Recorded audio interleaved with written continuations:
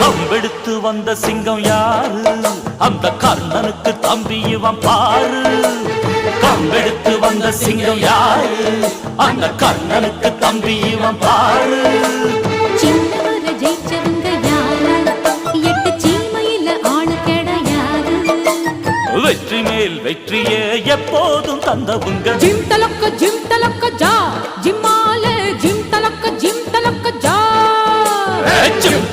Gym தலக்கு Jha ஜும்மாலே gym தலக்கு Jha.